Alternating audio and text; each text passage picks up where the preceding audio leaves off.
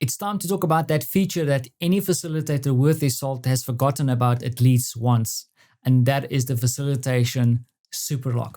Now, to explain this, let me draw out this scenario. And trust me, I've seen this happen in sessions so many times.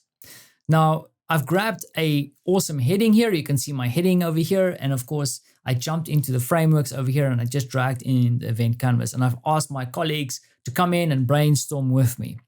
And inevitably, at some point, someone drags in a sticky note, or maybe they want to select a whole bunch of sticky notes and remove them and make sure, hey, that these sticky notes are in the right place. I grab the sticky notes and then my whole awesome heading goes along with that. Then someone freaks out, tries to select this, then selects the whole canvas. Everything starts moving off. And trust me, I've been in sessions where this happens and it is a disaster for the facilitator to try and control things, and you don't want that to happen. And luckily, because you are awesome, you're going to learn how to control the layout of a canvas.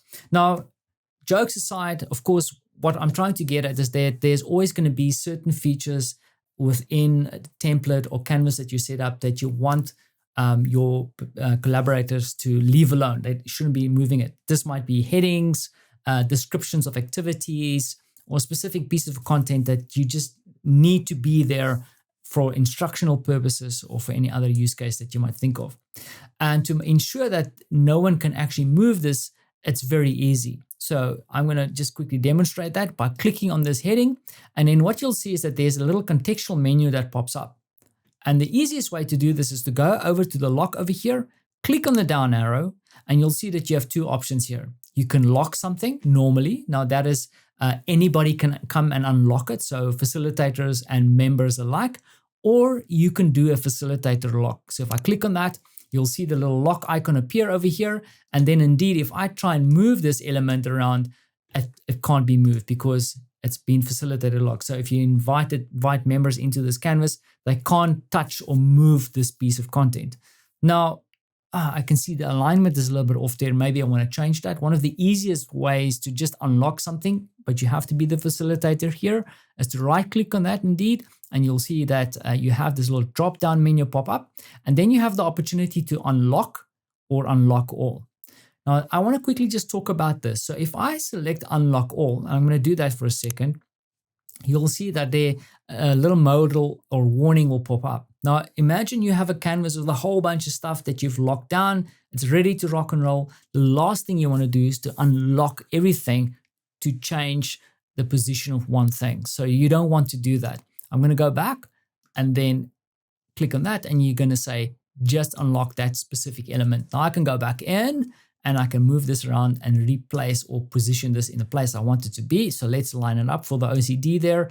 Click on the lock again, and I'm going to lock this element down. That being said, maybe you want to unlock or modify more than one element. And for that, I'm just going to demonstrate here that I'm going to grab this canvas. And now remember, this canvas, this event canvas is part of our framework library. It's a framework. And for the most part, you want to also lock these frameworks down. So I'm going to demonstrate it again. I've got the framework selected. I click on the little down arrow there, click on facilitation lock, and indeed this element is now locked down. Now, let's say I want to select these two elements and unlock them. Now, the easiest way to do that is by hitting Shift and Command on your keyboard and then selecting these elements that you want to modify. So if I go and do that, you'll see that I indeed have the two locks here. I've now selected these two elements to do something with them. I'm going to right click on this one piece element here. And what you'll see now is this drop down will show you unlock selection. So if I click on that now, you'll see that the selection is indeed now being unlocked. Remember, I can go back in, I can select the elements here. And then of course, and I'm going to demonstrate a different way here quickly. The one that I actually prefer using, maybe I'm a little bit old school, is if I'm going to lock something down, I can then right click and then another contextual menu pops up.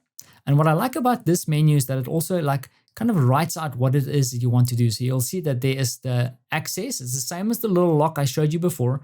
You have access here to lock. It'll tell you here that any member can unlock it, or I want only facilitators to be able to unlock this. So of course, that's the one that I use most of the time. I click on that and you'll see the locks appear again. And now you're ready to rock and roll and run your session. And be assured that no one's going to come in and change the layout of your canvas.